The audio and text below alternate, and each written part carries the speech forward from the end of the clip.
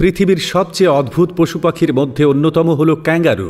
আপনারা অনেকেই জানেন না যে পৃথিবীর সবথেকে ছোট ক্যাঙ্গারু আকারে মাত্র 6 থেকে 8 ইঞ্চি হয়ে থাকে, আর এর ওজন 300 থেকে 400 গ্রাম হয়ে থাকে। ক্যাঙ্গারুর গায়ের শক্তিও বেশি।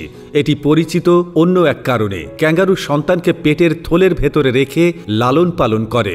নবজাতক ক্যাঙ্গারু শিশুকে মা ক্যাঙ্গারু নিজের থলিতে একটানা 235 দিন বহন করে।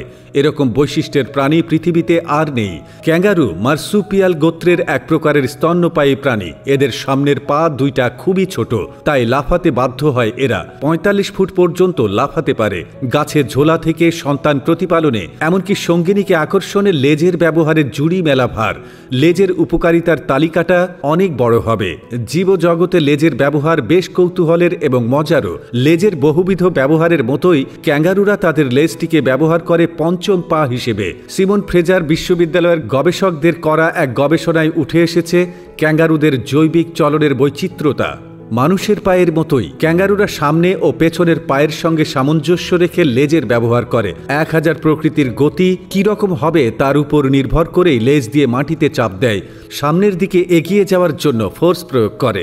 স্বাভাবিক একজন পূর্ণবয়স্ক মানুষের পায়ের মতো শক্তি থাকে ক্যাঙ্গারুর লেজেও। মানুষের পায়ের মতোই ক্যাঙ্গারুরা লেজটাকে সমগতিতে এগিয়ে যাওয়ার জন্য ব্যবহার করে। হাঁটার সময় মানুষের পা যে ধরনের যান্ত্রিক শক্তি প্রয়োগ করে, ক্যাঙ্গারুরাও হাঁটার সময় একইভাবে তাদের পেশিবহুল লেজটি ব্যবহার করে। অস্ট্রেলিয়ার কয়েকটি অঞ্চলে ছাড়া অন্যত্র দেখা যায় না বললেই চলে। বিজ্ঞানীদের ধারণা, মায়োসিন যুগের ক্যাঙ্গারু অস্ট্রেলিয়ায় বসতি করে। পৃথিবীতে প্রায় 50 প্রজাতির ক্যাঙ্গারু আছে। এর মধ্যে লাল ও ধূসর ক্যাঙ্গারু আকারে বড় হয়, লম্বায় প্রায় 2 মিটার আর ওজন 85 কেজি। সবচেয়ে ছোট ক্যাঙ্গারুর নাম ইঁদুর ক্যাঙ্গারু। এরা 1 ফুটের কাছাকাছি হয়ে থাকে। বিজ্ঞানীদের ধারণা, সুদূর অতীতে ক্যাঙ্গারু আকারে অনেক বড় ছিল।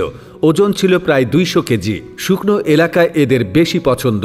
তৃণভোজী এই প্রাণীটি ঘাস লতাপাতা খেয়ে বেঁচে থাকে। সামনের পা দুইটা ছোট, পেছনের 2 পা বড়। এদের লাফানোর গতি চিতাবাঘের চেয়েও বেশি। এভাবে এরা একদিনে 48 কিলোমিটার পর্যন্ত লাফিয়ে চলতে পারে। লাফানোর সময় এদের লেজ শরীরের ভারসাম্য রক্ষা করে থাকে। পৃথিবীর অন্য প্রাণী থেকে ক্যাঙ্গারুর আলাদা বৈশিষ্ট্য হল এদের থলে। আপনাদের আরেকটি তথ্য দিয়ে রাখি, ফসিলের নমুনা থেকে অনুমান করা হয় যে ক্যাঙ্গারুরা প্রায় 15 মিলিয়ন বছর ধরে মায়োসিন যুগে অস্ট্রেলিয়াতে আসে। 8 মিলিয়ন বছর আগে জলবায়ুর পরিবর্তনের কারণে অস্ট্রেলিয়া অতিবৃষ্টি অরণ্যগুলোর জায়গায় উন্মুক্ত বনাঞ্চল ও সাভানা তৃণভূমির আবির্ভাব ঘটে। তখনকার ক্যাঙ্গারুরা প্রায় 3 মিটার লম্বা ও প্রায় 200 কেজি ভারী ছিল। পরে বিবর্তন হয়ে এখনকার রূপ নিয়েছে। দর্শক, আজ এ পর্যন্তই। পরবর্তীতে দেখা হবে নতুন কোনো তথ্য নিয়ে। ততক্ষণে ভালো থাকবেন, সুস্থ থাকবেন।